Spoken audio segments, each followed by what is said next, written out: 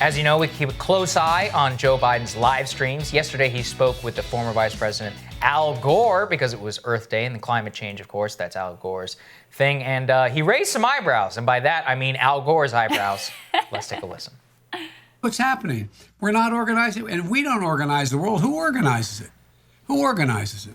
And so there's so much, I think, anyway, look, one more question here.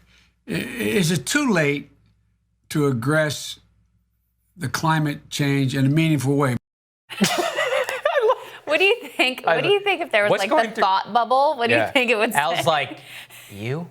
He's like, I won the popular vote. I was almost president. I kind of feel bad for Al Gore on that one. I mean, I don't like Al Gore, but, you know, I guess he does some okay stuff now.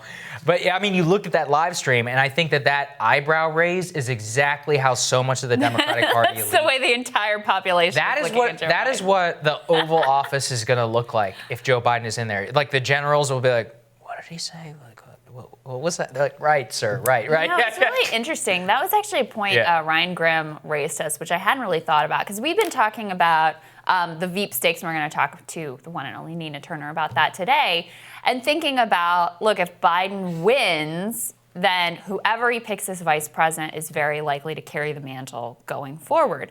Ryan was saying, no, back it up. Whoever he picks for vice president may have a disproportionate influence over driving the day-to-day because of, you know, Biden not being in peak performance these days, which is something I really hadn't thought about. And he raised the prospect of a sort of Dick Cheney type dynamic. Of course, Cheney famously sort of running the show under George W. Bush, which was just something that hadn't really fully occurred to me, but I think is entirely likely and possible. It's totally possible. I guess, but the real thing is there's nobody really of Dick Cheney's level. I mean, you know, if you look at Cheney... We have to have an ideology. He had a real ideology. And more importantly, experience. He was the White House Chief of Staff. He was Deputy Secretary of Defense. He was Secretary of Defense. He literally had been in the White House for decades, knew the inner workings of government. That's how he was able to, you know, manipulate all these tax... We don't have to get into it. But that is how Cheney was very effective. Yeah. I don't actually currently see anybody on the list of potential vice presidential picks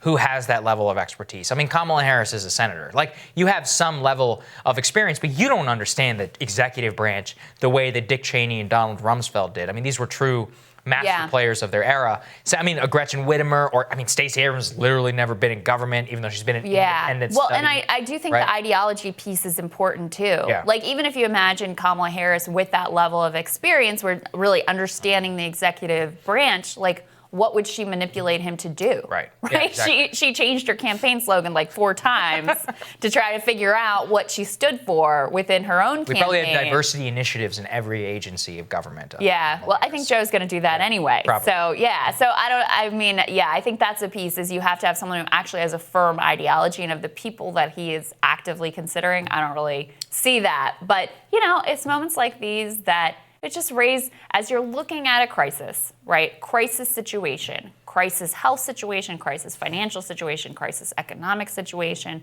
wondering who's going to have it together to put those pieces back in place. We covered the polling earlier. Very split right now on crisis response, and actually on economic response, Trump very much with the edge as of today.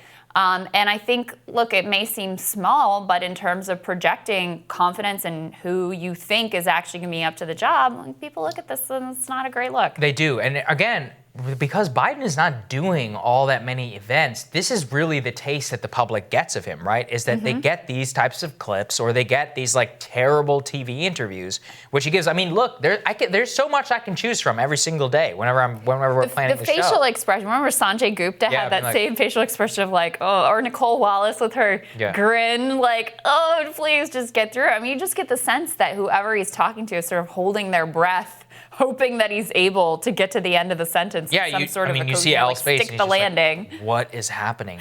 And he's like, wait, you have a better shot than me? Like, what's going on, right?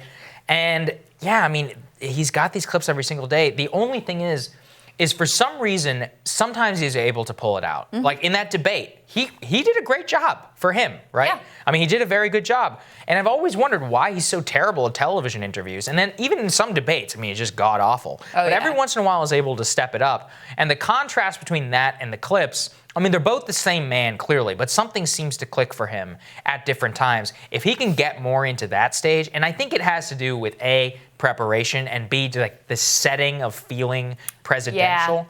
That I think it's, even in his teleprompter remarks, it was fine until the teleprompter broke. Then things went off the rails. Yeah. I think the digital age that has been foisted upon him through coronavirus has been a difficult adjustment. I think it's been difficult for him. I think it's been difficult for his campaign because they have a person who's not at ease in this medium. And so, it makes for some less than ideal moments. Well, that's our daily update. We'll have more Rising for you right after this.